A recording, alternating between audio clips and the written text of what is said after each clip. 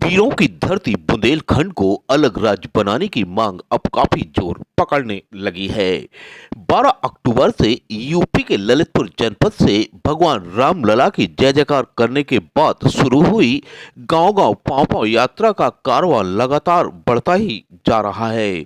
इसी कड़ी में आज यह गांव-गांव पांव-पांव यात्रा ललितपुर जनपद के बांसी गांव पहुंची, जहां पर इस यात्रा का स्थानीय लोगों ने भव्य स्वागत किया।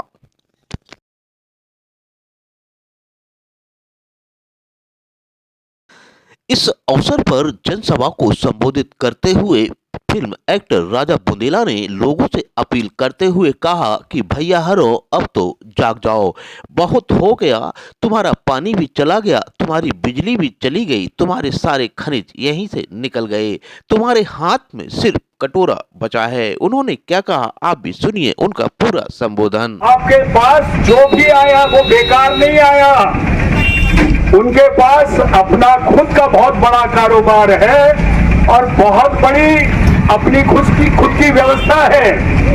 वो आए हैं तो केवल तुम्हारे डर से आए हैं, तुम्हारे लिए आईना दिखाने आए हैं कि भैया हरो, अब तो जाग जाओ, बहुत हो गया, तुम्हारा पानी भी चलोगा, तुम्हारी बिजली भी चली जा रही, तुम्हारे बाकी सारे खनिज नहीं निकल गए, कछु नहीं बचे, तुम्हारे हाथ में एक कटोरा है। अब कछु दिन बाद तुम्हारे मोड़ा मोड़ी निकल जाए सड़क पे, होके जो दे उनको भी भला और जो ना दे उसे क्या कहे, वो तो खुद ही घूम रहा बगैर कहीं। तो ऐसी नौबत आ गई तुम्हारे निगाह, और हम हैं कि हम तुम्हें जगावे के लाने लगे हैं। कछु नहीं करो, न बंदूक उठाओ, न तलवार चलाओ, कम से कम अपने मुंह से बुंदेलखंड की तो बात कर वो शुरू कर दो कि भैया हमारी नदियों को पानी तुम ले रहे, हमारी बिजली तुम ले रहे, अब नहीं हम तुम्हें दे जब तक तुम हमारा बुंदेलखंड नहीं दो। अब तुम्हारे पास उसकी निगरानी नहीं है, पानी पे तुम्हारी निगरानी नहीं है, बिजली पे निगरानी नहीं है, तो ये सब लखनऊ, कानपुर, नोएडा, ये आगरा भेज रहे हैं और तुम्हारे हाथ में कछु नहीं मिल रहा। तुम्हारे हाथ में कोई मजदूरी मिल रही हो, चपरासी बनवे को भाग में लिखो है, जबकि ये माल सब तुम्हारा हुआ है। ठीक है, सेठ तुम यहाँ आओ, लेकिन अब जब सेठ कछु नहीं कहे तो बढ़िया तो देते ही रहे डाको, तो ये तुम्हारे में डाको डाल रहे हैं। हमें पता चल गया जो अब ठाणे हैं, तभी लोग कहते वो राजा बुंदेला तो पगला गए, फिल्में छोड़ के आ गए और बुंदेलखंड कर रहे हैं। एक तो कोई फिल्मों में जा नहीं पाओ, और एक बार तरह काम मिल जाए तो फिर कभी नहीं आओ, जिंदगी भर तैरत। हमें लगो कि हमारी माटी को लाने कर्ज है, हमें इस कर्ज को चुकाना है। तुम जैसे चाहे भले ही नहीं समझो, लेकिन 100 में से 1 होगा, उसको जगाना है। अगर वो जग गया हम 4-10 लोगों की मेहनत से, तो आप ये सोचो 1 से 2 होंगे, 2 से 10 होंगे और 10 से फिर 1000 होंगे। बुंदेलखंड राज बनने में देरी नहीं है। 2027 में हम आके तुम्हें बताएंगे कि बुंदेलखंड राज बनेगा कि नहीं बनेगा। केवल अपने जयराम जी की जगह राठौर साहब ने जैसे कही, हेलो जयराम जी की जय जय बुंदेलखंड, बोलो भैया क्या बात है, क्या काम है, और आखिर में रखते वगैरह कह दो जय जय बुंदेलखंड और मिले। अगर आपने ये भी शुरू कर दिया तो ये मानिए कि ब्रह्मांड में ये हवा में घूमेगा, और जब कोई बात ऊपर घूमत है तो भगवान तक पहुंचत, तो भगवान जब सुन ले तो सब ठीक रास्ते हो जाते हैं। और देखो महाराज जी जा रहे हैं, महाराज जी आशीर्वाद है जो बुंदेलखंड के लाने हो रही जवाई, देखो संपन्न बुंदेलखंड है, ट्रैक्टर पे घूम रहे, लाल ट्रैक्टर, ऐसे ही सब घूमेंगे।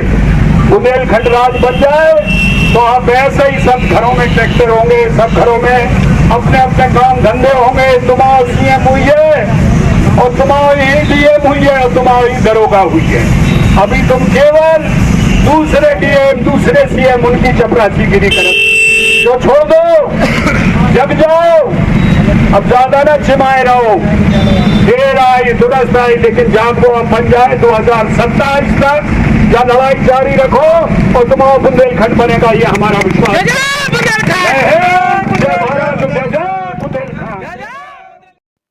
इस अवसर पर गांव-गांव पांव-पांव यात्रा में कंधे से कंधा मिलाकर चल रहे बुंदेलखंड मुक्ति मोर्चा के अध्यक्ष सत्येंद्र पाल सिंह ने अपने संबोधन में कहा कि 12 तारीख को दशहरे के दिन राजा बुंदेला जी ने मंदिर के प्रांगण से भगवान राम की सौगंध खाकर यह गांव-गांव पांव-पांव यात्रा शुरू की है। उन्होंने कहा कि हम लोग बुंदेलखंड राज्य बने इस मांग को लेकर गांव-गांव जाएंगे और गांव-गांव लोगों को समझाएंगे कि देखो किसानों की यह हालत है, आजादी के बाद से आज तक वह सुधार नहीं पाई है। उन्होंने क्या कहा आप भी सुनिए उनका पूरा संबोधन। भगवान राम की सौगंध खाके एक पद यात्रा शुरू की,